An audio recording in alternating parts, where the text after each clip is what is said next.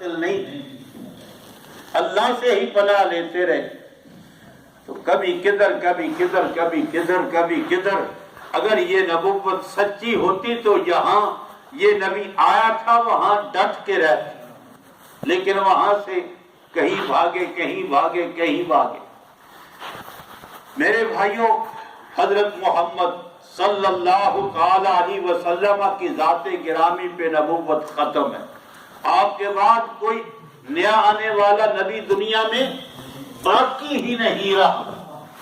اللہ کے قرآن سے بھی ثابت ہے، آپ کے ارشادات فرمودات سے بھی ثابت ہے، اور اجماع امت سے بھی جو ہے یہ بات ثابت ہے۔ تو رب تعالیٰ فرماتے ہیں یا ایھا النبی، اے میرے پیارے نبی، انا ارسلناک، یقیناً ہم نے آپ کو بھیجا شاہدن، شاہد بنا کر۔ شاہد کا معنی بھی اچھی طرح سمجھ لیں، اللہ رب العالمین کی ذات جو ہے وہ بھی شہید ہے، اللہ شہید ہے، اللہ کے پاک پیغمبر بھی شاہد، اور جو اللہ کے راستے میں اپنی جان قربان کرتا ہے اس کو بھی اللہ کے رسول کیا کہتے ہیں؟ شہید۔ اب ان تمام معنوں کا فرق سمجھ لیں کہ اللہ رب العالمین کی ذات تو اس معنی میں شہید ہے کہ ہر جگہ موجود ہے، ساری کائنات کا وہ علم رکھتا ہے، ساری کائنات اللہ کے قبضہ قدرت میں ہے، اللہ اس معنی کے اندر شہید ہے۔ اور جو اللہ کے راستے میں اپنی جان قربان کرتا ہے بظاہر وہ قتل ہوتا ہے، لیکن ہم اس کو مقتول نہیں کہتے، ہم اس کو کیا کہتے ہیں؟ شہید۔ شہید کیوں کہتے ہیں؟ اس لیے کہ وہ اپنے اس دین کی، اپنی اس سچائی کی اپنی جان دے کر گواہی دیتا ہے کہ جس مقصد، جس غرض کے لیے، جس دین کے لیے میں اپنی جان قربان کر رہا ہوں وہ اللہ کا دین سچا دین ہے، وہ اس لیے اس کو کہتے ہیں یہ اللہ کے دین کی حقانیت کی گواہی دینے والا ہے اپنی جان قربان کر کے، اس لیے اس کو کیا بولتے ہیں؟ شہید۔ اب جان ہی سب سے زیادہ انسان کو عزیز ہے، لیکن جس سچائی کے لیے وہ جان دیتا ہے وہ سچائی اس کو اپنی جان سے بھی زیادہ محبوب اور پیاری ہوتی ہے، اس لیے اس کو شریعت کی اصطلاح میں کہتے ہیں یہ شہید ہے، اس نے اللہ کے دین کی سچائی اور حقانیت کی گواہی دی ہے اپنی جان قربان کر کے۔ اور نبی اکرم صلی اللہ تعالی علیہ وسلم کی ذات گرامی بھی شاہد ہیں، شہید ہیں، اس معنی میں کہ اللہ رب العالمین نے جو ان کی طرف اپنا دین وحی کیا ہے، اللہ کے پاک پیغمبر نے اپنے قول اور اپنے عمل سے اس کی سچائی کی لوگوں کے سامنے گواہی دی، لوگوں کے سامنے۔ اس لیے نبی پاک صلی اللہ تعالی علیہ وسلم نے کوئی بات اپنی زبان سے ایسی نہیں کہی پوری زندگی میں جس پہ آپ نے عمل کر کے نہ دکھایا، گویا کہ آپ کا قول اور آپ کا عمل یہ ایک دوسرے کے لیے گواہ تھے کہ آپ کی بات بھی سچی ہے اور آپ کی بات کے مطابق آپ کا عمل بھی صحیح، اس لیے آپ شاہد۔ اور پھر اللہ رب العالمین نے مجھے اور آپ کو بھی شہید بنایا، وَكَذَلِكَ جَعَلْنَاكُمْ أُمَّةً وَسَطًا لِتَكُونُوا شُهَدَاءَ عَلَى النَّاسِ، شُهَدَاءَ عَلَى النَّاسِ کہ اے امت محمد صلی اللہ تعالی علیہ وسلم ہم نے آپ کو لوگوں کے لیے شہداء بنایا۔ شہید، شاہد اور شہداء یہ ایک ہی معنی رکھتے ہیں۔ شہداء، ہم کس معنی میں شہداء ہیں؟ جس طرح ہمارے سامنے حضرت محمد صلی اللہ تعالی علیہ وسلم نے اللہ کے دین کی سچائی کی گواہی پیش کی ہے اپنے قول اور اپنے عمل سے، ہم بھی اسی طرح پابند ہیں کہ اپنے قول اور عمل سے ان لوگوں کے سامنے اللہ کے دین کی سچائی پیش کریں کہ یہ دین سچا ہے جس کے ہم ماننے والے ہیں۔ اور اگر یہ کام ہم اپنا لیں، اپنے قول و عمل سے اللہ کے دین کی گواہی دینے والے بن جائیں، تو پھر یہ لمبی چوڑی تقریروں کی بھی ضرورت نہیں ہے، پھر خود بخود لوگ ہمیں دیکھ کر اسلام کی طرف جو ہے وہ راغب ہوتے چلے۔ ایک ہی بات میں آپ کی خدمت میں عرض کرتا ہوں، پہلے بھی بارہا جو ہے میں نے آپ کے سامنے عرض کیا ہے، تقسیم ہند سے پہلے ایک چھوٹے سے ٹکڑے پہ ہندو اور مسلم دونوں کا جھگڑا، مسلمانوں کا دعویٰ تھا یہ زمین مسجد کی ہے، ہندوؤں کا دعویٰ تھا یہ زمین مندر کی ہے۔ بڑا لمبا ہوا جب مقدمہ، تو ہندوؤں نے کہا کہ فلاں مولانا آ کر اگر گواہی دے کہ یہ زمین مسجد کی ہے تو ہم مقدمہ چھوڑ دیں گے۔ آ کر اہل ایمان نے مولانا سے کہا، مولانا یحییٰ علیہ الرحمہ ان کا نام تھا، مولانا اب آپ کی شہادت پہ فیصلہ ہو جانا ہے کہ یہ زمین کا خطہ مندر کا ہے یا مسجد کا ہے۔ کہا ٹھیک ہے میں گواہی دوں گا۔ جب عدالت میں حاضر ہوئے تو انگریز جج نے پوچھا مولانا سچی سچی بات بتائیں یہ زمین مندر کی ہے یا مسجد کی؟ مولانا نے کہا جناب صاحب اس کا تو مجھے علم نہیں ہے کہ یہ زمین مندر کی ہے یا نہیں، لیکن میں یہ جانتا ہوں کہ یہ زمین مسجد کی نہیں ہے، یہ زمین مسجد کی نہیں ہے۔ اب مسلمان تو بھڑک اٹھے، کہا اس کی گواہی پہ فیصلہ ہونا تھا، اس نے ہمارے خلاف گواہی دے دی ہے، یہ کہتا ہے یہ زمین مسجد کی نہیں ہے۔ مولانا باہر نکلے یحییٰ علیہ الرحمہ، تو مسلمانوں نے پھر جو کچھ کہتے ہم وہی کہنا شروع کیا۔ کہا بھائی میرے اللہ اور میرے اللہ کے رسول کا حکم ہے کہ گواہی سچی دیا کرو، میں نے گواہی سچی دی ہے، آگے معاملہ اللہ کے اپنے ہاتھ میں ہے۔ ابھی مسلمان مولانا کو لعن طانی کر رہے تھے تو ہندوؤں کی جماعت مولانا کی خدمت میں حاضر ہوئی، مولانا ہمیں اپنے نبی کا کلمہ پڑھا دے۔ مولانا نے کہا کیوں تم اپنے دین اور مذہب کو چھوڑ کر میرے نبی کا کلمہ کیوں پڑھنا چاہتے ہو؟ تم کو کسی نے اس کلمے کی دعوت دی ہے؟ کہا ہم سمجھ گئے ہیں کہ جس نبی کا ماننے والا اتنا سچا ہو سکتا ہے وہ نبی کتنا سچا ہو۔ اور پھر وہ مسلمان ہوئے، اور مسلمان ہونے کے بعد عرض کیا مولانا یہ زمین مندر کی ہے یا نہیں، لیکن ہم خود اس پہ اللہ کا گھر مسجد بنائیں گے، اپنی محنت سے اللہ کا گھر مسجد بنائیں گے۔ کیا میرے بھائیوں آج ہم مسلمان اللہ کے پاک نبی کے ماننے والے، جن کو اللہ رب العالمین نے شہداء علی الناس کا منصب عطا کیا ہے کہ تم نے اپنے قول اور اپنے عمل سے لوگوں کے سامنے میرے دین کی سچائی کی گواہی دینی ہے، ہم دے رہے ہیں، ہم ہیر پھیر کر رہے ہیں۔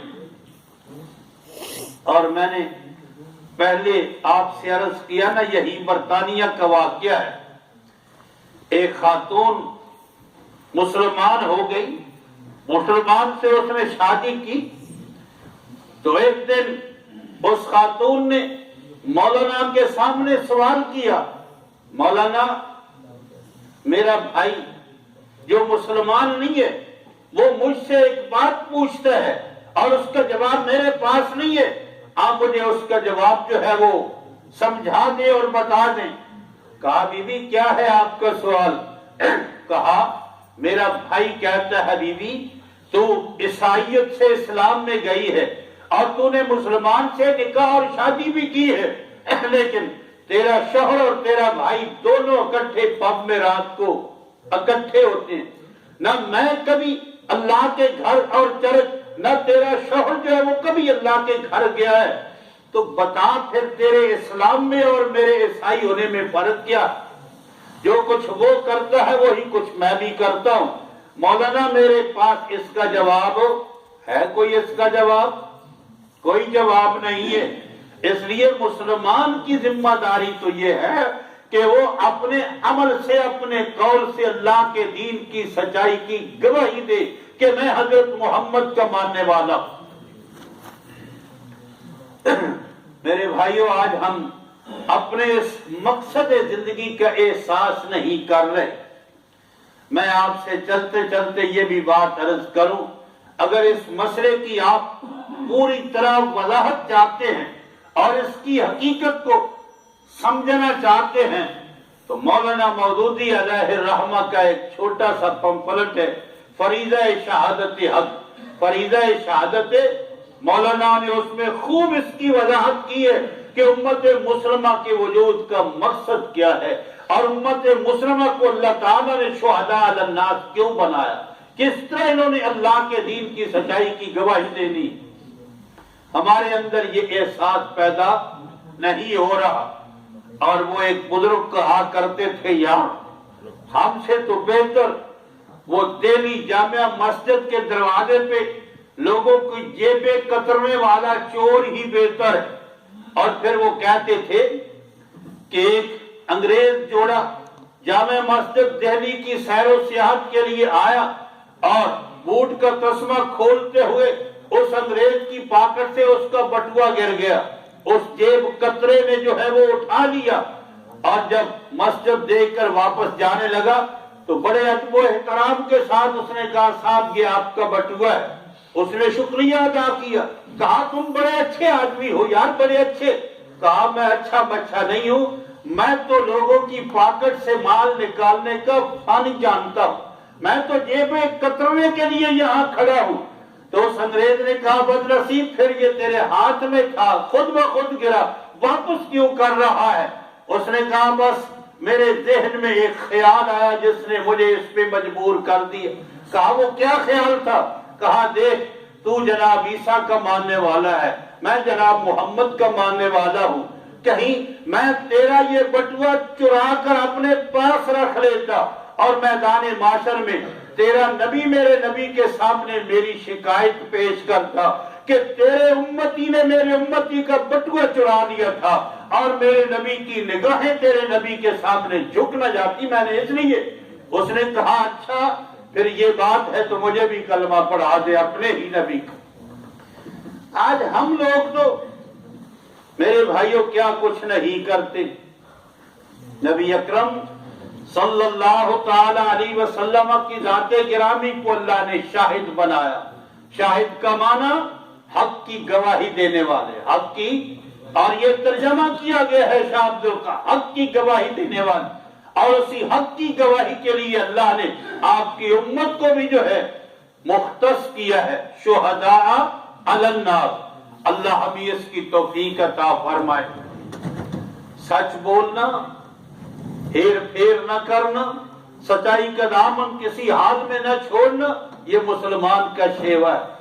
اور میں پہلے بھی عرض کر چکا ہوں، پیس ٹی وی پہ ایک مولانا عبد الکریم وہ آتے ہیں، وہ ایک بات کہتے ہیں، کہا یار اگر ہندوستان کے اندر اور جہاں مسلمان بستے ہیں تاجر مسلمان، وہ اپنی دکانوں میں اللہ کے پاک نبی کے بتائے ہوئے طریقے کے مطابق کاروبار شروع کر دے تو کسی واعظ تقریر کی ضرورت ہی نہیں ہے۔ لوگ ان کے عمل کو، ان کے اس کردار کو دیکھ کر خود بخود اسلام کی طرف راغب ہو گئے۔ لیکن کیا کیا جائے، رمضان آتا ہے تو یہ چیزیں سستی کر دیتے ہیں، ہم لوگ چیزیں مہنگی کر دیتے ہیں۔ میرے بھائیوں، اللہ کے پاک نبی نے فرمایا یہ دین نصیحت کا نام ہے، اللہ کے لیے، اللہ کے رسول، اللہ کی کتاب کے لیے اور انسانیت کے لیے یہ دین نصیحت اور خیر خواہی کا دین۔ اللہ ہمیں ایسا ہی بنا دے جس طرح اللہ اپنے بندوں کو دیکھنا چاہتے ہیں۔ اللہ کی توفیق سے ہم کوشش کریں تو ہم بن سکتے ہیں۔ فرمایا انا ارسلناک شاہدا، یقیناً ہم نے آپ کو شاہد بنا کے بھیجا ہے۔ ایک شاہد کا معنی یہ بھی مفسرین نے اور حدیث پاک کے اندر بھی آیا ہے، وہ سورہ النساء کی آیت ہے، جب نبی اکرم صلی اللہ تعالی علیہ وسلم نے جناب عبداللہ ابن مسعود سے کہا کہ مجھے قرآن سناؤ، کہا اللہ کے پاک نبی قرآن آپ پہ اتر رہا ہے، میں آپ کو قرآن سناؤں؟ فرمایا میرا جی چاہتا ہے کہ میں اس اللہ کے قرآن کو کسی اور سے سنوں۔ اور سورہ نساء 5ویں پارے کا ابتدائی حصہ جب تلاوت شروع کیا اور جناب عبداللہ ابن مسعود یہاں پر فَكَيْفَ إِذَا جِئْنَا بِكَ شَهِيدًا عَلَىٰ هَٰؤُلَاءِ، وہ وقت کیسا ہوگا جب ہم آپ کو تمام لوگوں پر گواہ بنا کے لائیں گے۔ جب اس آیت پہ پہنچے تو اللہ کے پاک نبی کے دل میں جو اس گواہی کا احساس تھا اس سے آنکھوں میں آنسو آ گئے۔ اور اس کا مطلب کیا ہے؟ میدان معاشر ہوگا، اللہ رب العالمین جناب نوح علیہ السلام کو اپنے دربار عالی میں طلب فرمائے، میرے پیارے نوح، آپ نے میرا پیغام اپنی قوم کو دیا یا نہیں؟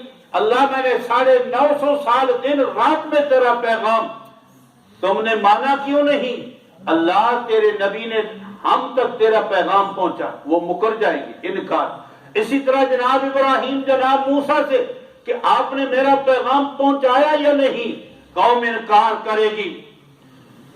اللہ رب العالمین اپنے پیغمبروں سے فرمائیں گے، بھائی تمہارے پاس کوئی گواہ ہے کہ تم نے میرا پیغام ان تک پہنچایا ہے؟ اس لیے بات تو گواہی کے ساتھ ثابت ہوگی۔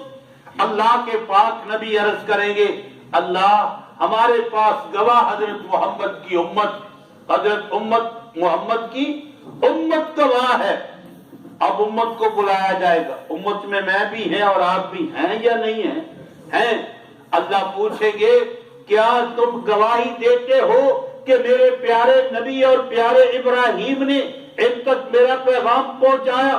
اللہ، ہم گواہی دیتے ہیں، اللہ ہم گواہی دیتے ہیں۔ اور ان کی امتیں پھر کہے گی، اللہ یہ تو اس وقت موجود ہی نہیں تھے، یہ کیسے گواہی دے رہے ہیں؟ ان کو کیا خبر کہ تیرے نبیوں نے ہم تک تیرا پیغام پہنچایا ہے یا نہیں پہنچایا؟ اللہ کہیں گے، امت محمد کے لوگوں، تم کیسے گواہی دیتے ہو؟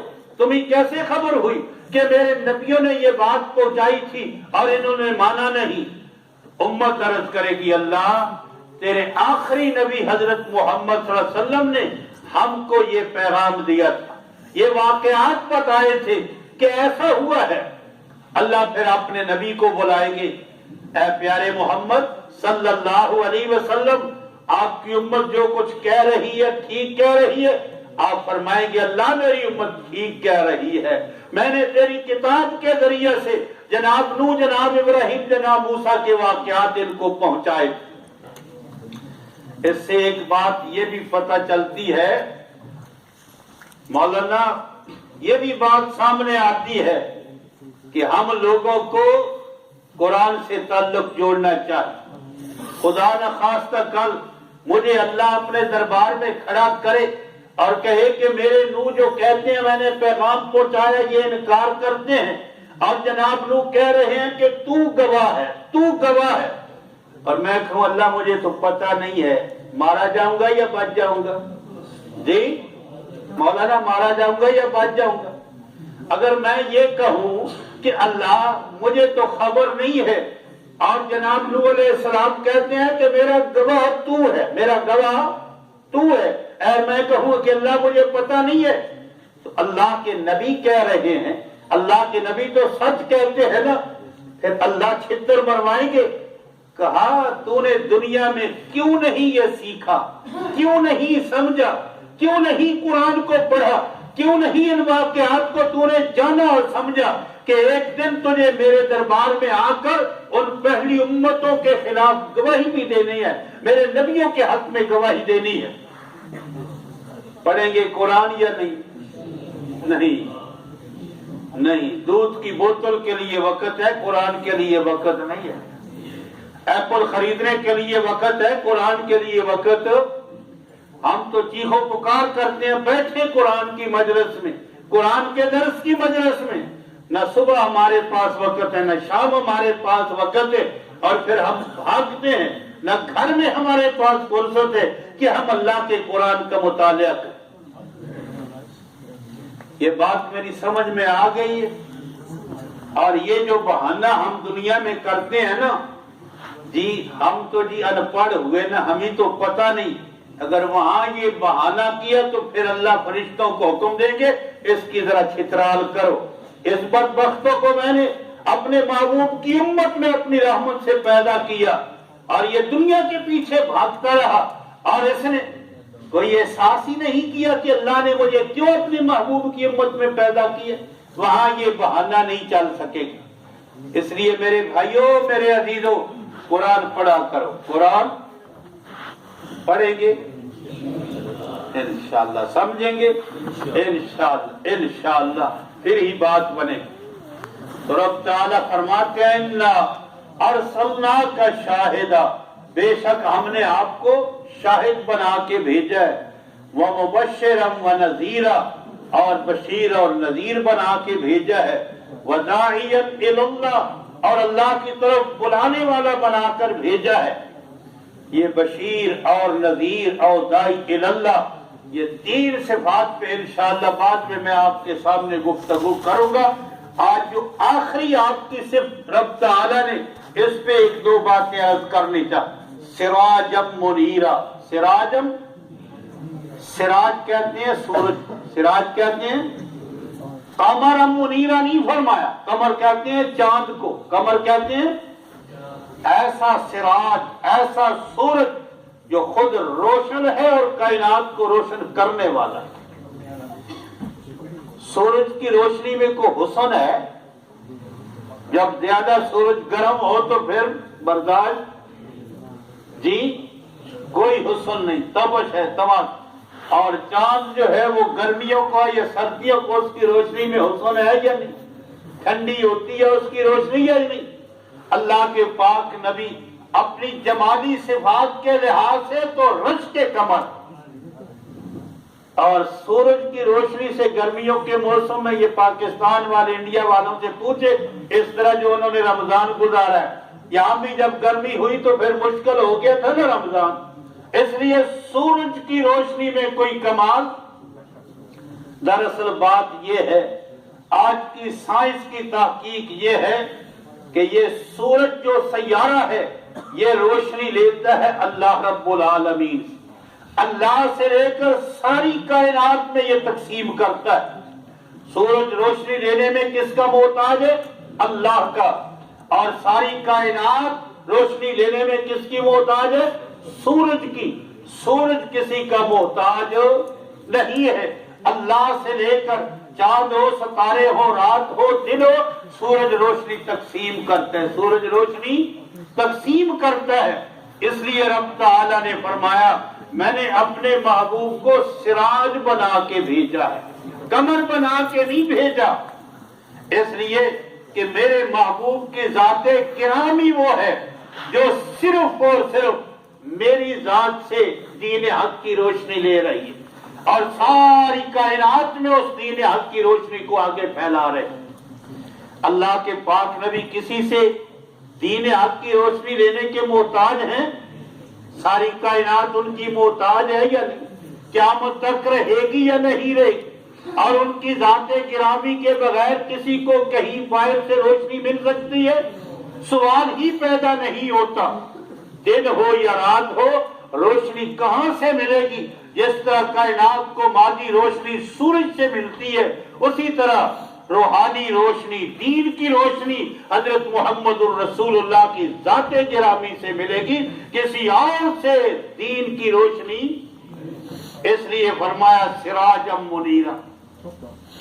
ایک اور بات وہ میں بھی جانتا ہوں، آپ بھی جانتے ہیں، اور سائنس کی تحقیق کے علاوہ مشاہدے کی بات، سورج جو ہے یہ کامل اور مکمل ہے، کامل اور مکمل ہے یا نہیں؟